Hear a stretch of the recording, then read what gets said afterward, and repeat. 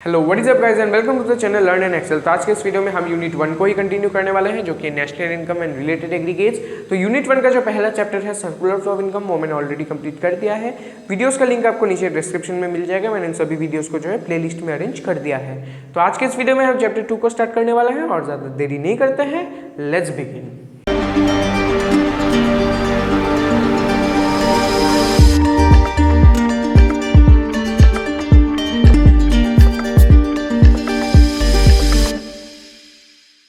तो आज के इस चैप्टर को स्टार्ट करने से पहले मैं जो है आपसे कुछ इंपॉर्टेंट बातें बताना चाहता हूँ कि नेशनल इनकम के मेन टॉपिक को स्टार्ट करने से पहले मैं जो ये छोटे छोटे टॉपिक डिस्कस कर रहा हूँ, तो ये जो टॉपिक्स है ये बहुत ही ज़्यादा इंपॉर्टेंट है।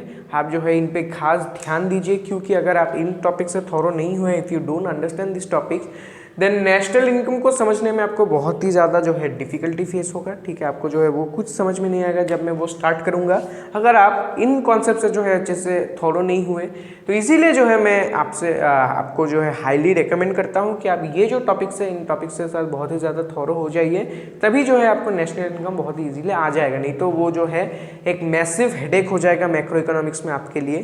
तो इसीलिए जो है आप इन पे जो है थोड़ा सा ज़्यादा ध्यान दीजिए। तो आज का जो हमारा कंसेप्ट है वो है डोमेस्टिक टेरिटरी। ठीक है, तो डोमेस्टिक टेरिटरी को सबसे पहले जो जनरल टर्म्स में, फिर लेमन लैंग्वेज में, डोमेस्टिक टेरिटरी का मतलब होता है it is the political territory of a country. यानी कि जो लेट्स से इंडिया का डोमेस्टिक टेरिटरी क्या होगा जनरल टर्म्स में, वो होगा the political territory of our country itself. ठीक है, लेकिन यहाँ पे जो है हम जनरल टर्म्स में बात नहीं कर रहे, because we are studying economics here. तो इकोनॉमिकल टर्म्स में जो है डोमेस्टिक टेरिटरी को हम और ज़्यादा वाइडर सेंस में कंसीडर करते हैं। वाइडर सेंस का मतलब क्या है, अभी देखेंगे हम with the help of an example. चलिए एक एग्जाम्पल ले लेते हैं कि लेट्स से हमारा एक एयरक्राफ्ट है, aircraft which is owned by India and aircraft which is owned by US. ले लेते हैं, यहाँ पे लिख लेता हूँ मैं जल्दी से। हमारा एक एयरक्राफ्ट है, it is owned by India, ठीक है, और जो है यूएस का एक एयरक्राफ्ट है which is owned by United States. ठीक है, तो अभी यहाँ पे एक मिलिट्री बेस हो गया। ठीक है, ये इंडिया है, इंडियन टेरिटरी है। ठीक है, ये यूनाइटेड स्टेट्स का टेरिटरी है, यहाँ पे जो है एक बेस हो गया। ठीक है, ऑलराइट, तो ये हो गया एक एक बेस। ठीक है, ये जो इंडिया का बेस है ये यूनाइटेड स्टेट्स का बेस है। ठीक है, ये इंडिया का एयरक्राफ्ट है, वो यूनाइटेड स्टेट्स का एयरक्राफ्ट है। ठीक है, तो अभी तो मैं जो है बोल सकता हूँ this military establishment, this camp is a part of our domestic territory. ठीक है, and this is the part of his domestic territory. Alright, ठीक है, तो अभी जो है हमने क्या किया, हमने जो है हमारा जो एयरक्राफ्ट है, जो इंडिया का जो एयरक्राफ्ट है, वो जाके हमने जो है यूनाइटेड स्टेट्स के बेस में जाके खड़ा कर दिया। ठीक है, यूनाइटेड स्टेट्स का जो एयरपोर्ट है, लेट्स से वहाँ पे जाके हमने हमारा जो एयरक्राफ्ट है उसको खड़ा कर दिया। ठीक है, तो यहाँ पे ये जो एयरक्राफ्ट है इंडिया का, वो अपना पॉलिटिकल टेरिटरी छोड़ के अभी यूनाइटेड स्टेट्स के टेरिटरी में चला गया। ठीक है, देखिए ये हमारा टेरिटरी था, ये हमारा बेस था, this was our political territory, लेकिन हमारे टेरिटरी को छोड़ के ये एयरक्राफ्ट चला गया यूनाइटेड स्टेट्स के टेरिटरी में। ठीक है, तो अभी क्या मैं बोलूँगा that this aircraft has become the property of United States? Obviously no. उसके बेस में जाके, उसके एयरपोर्ट में जाके खड़ा हुआ तो क्या हुआ, ये तो हमारा ही एयरक्राफ्ट है, this is our aircraft itself and thus this will remain as our property only.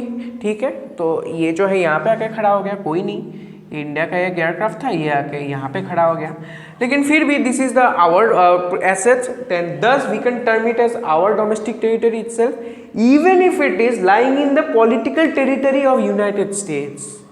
ठीक है, तो यही है वाइडर सेंस जिसका मैं बात कर रहा था। ठीक है, ये जो हमारा एसेट है ये हमारे पॉलिटिकल टेरिटरी से बाहर है, लेकिन क्योंकि हमारा एसेट है ये उसके पॉलिटिकल टेरिटरी में होने के बावजूद भी ये हमारा डोमेस्टिक टेरिटरी हो गया।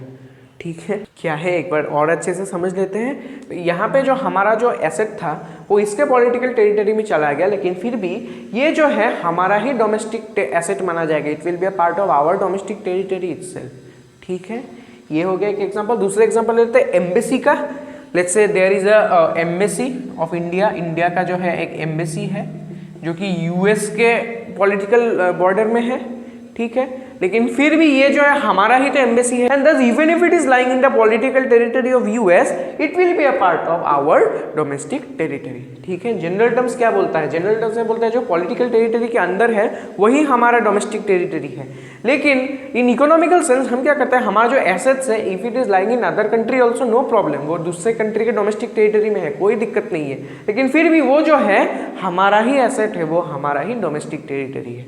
ठीक है, सिमिलरली यहाँ पे यूएस का एक एयरक्राफ्ट था, ये फॉर एग्जांपल इंडिया के एक जो है एयरपोर्ट में आके खड़ा हो गया, तो अभी उसके एयरक्राफ्ट को तो हम क्लेम नहीं कर सकते, we can not claim that that is our domestic territory even if it is lying in our political territory. वो हमारे एयरपोर्ट पे खड़ा है, हमारा पॉलिटिकल टेरिटरी में खड़ा है, लेकिन उसका एयरक्राफ्ट तो हमारा नहीं होगा, it will be his only and thus it will remain his domestic territory. ठीक है, वैसा ही जो हमारे केस में हुआ था, हमारा एयरक्राफ्ट चला गया था उसका पॉलिटिकल टेरिटरी में, लेकिन फिर भी वो जो है हमारा डोमेस्टिक टेरिटरी के अंदर में आया था।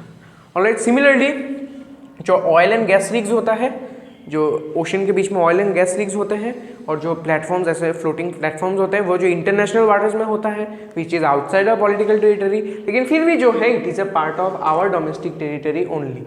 ठीक है, एम्बेसीज का मैंने बताया, दूसरे कंट्री में एम्बेसी हुआ तो क्या हुआ, it is a part of our domestic territory itself. ठीक है, शिप्स एंड एयरक्राफ्ट भी वैसा ही है, हमारा शिप हो गया, हमारा एयरक्राफ्ट हो गया, दूसरे कंट्री के पास है, दूसरे कंट्री के पॉलिटिकल टेरिटरी में है, लेकिन फिर भी वो जो है कंसीडर किया जाएगा in the domestic territory of our country only. ठीक है, ये हो गया the concept of domestic territory. फिर आता है the concept of normal resident. ठीक है, नॉर्मल रेसिडेंट क्या है? A normal resident is an individual who ordinarily resides in the country itself and the center of economic interest also lies in the country। मतलब क्या है? Let's say I am an individual and I reside in India। ठीक है, I ordinarily reside in India और मेरा जो काम काज है, मेरा जो धंधा पानी है वो भी जो है इंडिया पे ही बेस्ड है। India is my centre of economic interest and thus I will be referred to as the normal resident of India.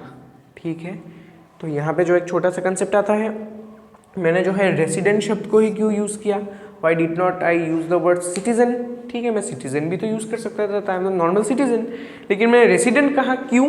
इसका आंसर यहाँ पे है। तो इसका आंसर है डिफरेंशिएट बिटवीन रेसिडेंटशिप एंड सिटीजनशिप। इसका मतलब क्या है देख लेते हैं कि जो सिटीजनशिप है it is a legal concept. जो सिटीजनशिप है वो एक लीगल कंसेप्ट होता है और जो रेसिडेंटशिप है वो एक इकोनॉमिकल कंसेप्ट होता है।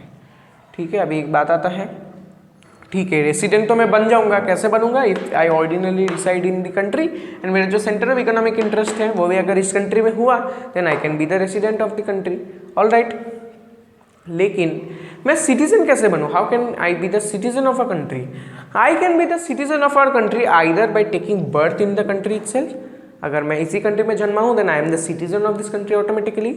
और if I acquire the citizenship, अगर मैं यूएस में चला जाऊँ और मैंने यूएस का सिटीजनशिप के लिए अप्लाई किया और उन्होंने मुझे सिटीजनशिप दे भी दिया, then I will become the citizen of that country and thus it becomes a legal concept not an economic concept. यहाँ पे जो है और भी फैक्टर्स हो सकते हैं, फॉर एग्जाम्पल मैरिज, अगर आप जो है शादी करके दूसरे कंट्री में चले गए तभी जो है आप उस कंट्री का सिटीजन बन जाएंगे। तो ऐसे जो है 2-3 जो है और फैक्टर्स प्ले करते हैं in the acquisition of citizenship, लेकिन फिलहाल जो है हम इसी के ऊपर जो है फोकस करेंगे जो कि बर्थ प्लेस और जो वो है एक्वायरेशन। ठीक है, तो ये हो गया the differentiation between citizenship and residentship and the concept of domestic territory.